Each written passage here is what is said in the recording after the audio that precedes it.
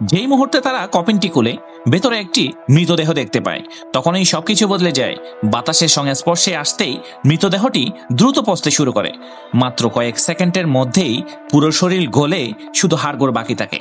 এই ভয়ঙ্কর দৃশ্য দেখে সবাই আতঙ্কিত হয়ে পড়ে। জ্যাক সঙ্গে সঙ্গে তার লোকদের লাশটি সরিয়ে নিতে বলে, কিন্তু তখন ওই লোরার চোখ দেয়ালে আঁকা ছবিগুলোর দিকে যায়।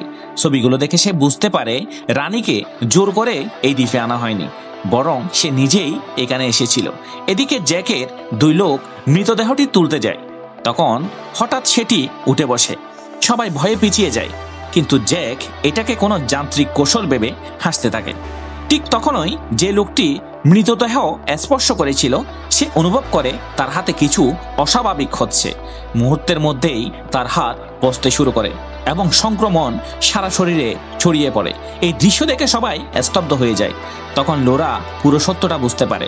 রানী আসলে এক ভয়ঙ্কর ভাইরাসের বাহক ছিল এবং অন্যদের বাঁচানোর জন্যই নিজেকে এই দ্বীপে বিচ্ছিন্ন করে রেখেছিল। কিন্তু এখন আক্রান্ত লোকটি অসহ্য যন্ত্রণায় চটপট করতে থাকে। সে নিজের অস্ত্র তুলে চারিদিকে গুলি চালাতে শুরু করে। বাধ্য হয়ে জ্যাক তাকে গুলি করে মেরে ফেলে। সবাই এখন ভাইরাসের ভয়াবহ শক্তি দেখে ফেলেছে, তবুও জ্যাক রানীর দেহাবশেষ নিয়ে যেতে দৃঢ় প্রতিজ্ঞ থাকে।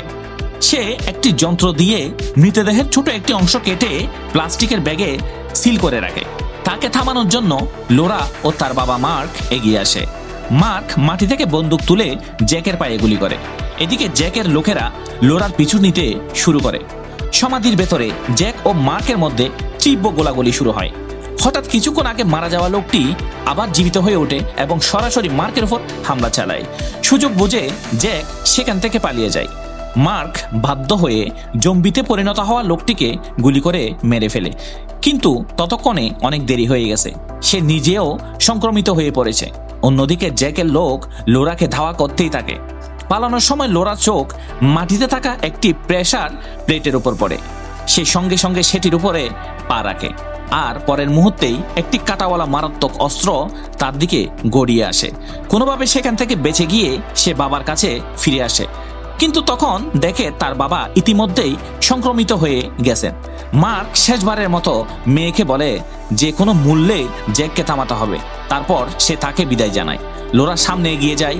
এবার তার চোখে আর কোনো ভয় থাকে না, তাকে শুধু ধীর সংকল্প আর লড়াই করার অদম্য ইচ্ছে।